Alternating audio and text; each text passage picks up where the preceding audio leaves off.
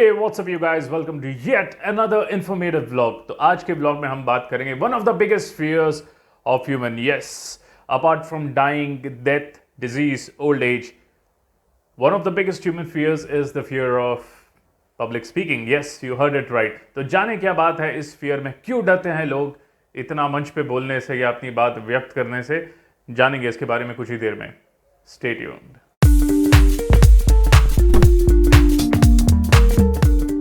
तो गाइज, जैसे कि मैंने आपको बताया, पब्लिक स्पीकिंग का भय यानी कि the fear of public speaking is one of the biggest fears of phobias a human can have. तो जैसे मैंने आपको बोला, death, disease, old age, financial loss, loss of a loved one and public speaking, ये बहुत बड़ा fear है. तो साइकोलॉजिकली अगर आप इसका एनालिसिस करो कि ये क्यों इतना बड़ा फियर है, तो वन ऑफ द रीजंस ये होगा कि fear of rejection, fear of being ridiculed, कि लोग क्या कहेंगे हमारे बारे में. आई थिंक इसलिए पब्लिक स्पीकिंग का फियर एक बहुत बड़ा फियर बन जाता है. तो मैं आपके साथ थोड़े टिप्स या पॉइंटर शेयर करूंगा कि how to overcome this one of the biggest fear of Mankind.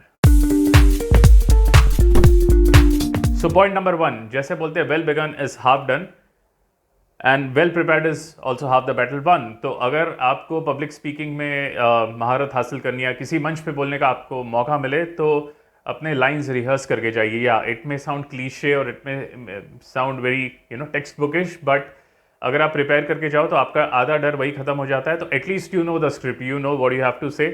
बाद में you can add a little bit of masala, you can add some more emotions and there you go. Point number 2, you have to think the audience as your friend. बहुत सारे लोग ऐसा सोचते हैं कि वो वहाँ पे जो लोग बैठे हैं, जो हमें सुन रहे हैं, वो हमारे दुश्मन हैं और वो हमें रिडिक्यूल करेंगे. जैसे आप स्टेज से नीचे जाओगे, आपको बोलेंगे ये क्या बोला, वैसे क्या बोला. इनफैक्ट जिन लोगों से आप कम्युनिकेट करोगे ऑन स्टेज, जो आपको नीचे सुन रहे हैं या थ्रू विच एवर मीडियम, उनको भी ये फियर शायद आपसे कहीं ज़्यादा होगा. आपने थोड़ा सा गट्स दिखाया उसको ओवरकम करने में. उनमें से काफ़ी लोग ऐसे बैठे होंगे, आई थिंक 80% मैं कम बोल रहा हूँ, मे बी 90 to 95% और इवन मोर, जो वहाँ पे होंगे जिनको ये फियर शायद आपसे भी ज़्यादा है. तो think of audience as your friend. वहाँ पे आपको कोई गोली मारने के लिए नहीं बैठा है. People are friendly and people will in fact support you and help you. You will realise through your speech when you are presenting on stage that people in fact help you. So think your audience as your friend and there you go, half the battle won again.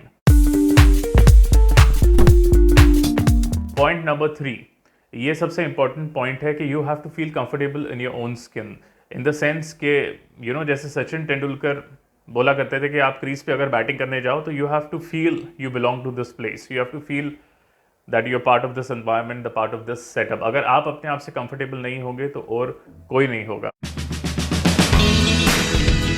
Because आपके जो thoughts हैं, आपके जो विचार हैं, जैसे हमने video के स्टार्टिंग में बताया कि बहुत सारे लोग को फियर ऑफ रिजेक्शन या रिडिक्यूल होता है कि अगर उन्होंने अपने विचार व्यक्त किए तो लोग क्या कहेंगे.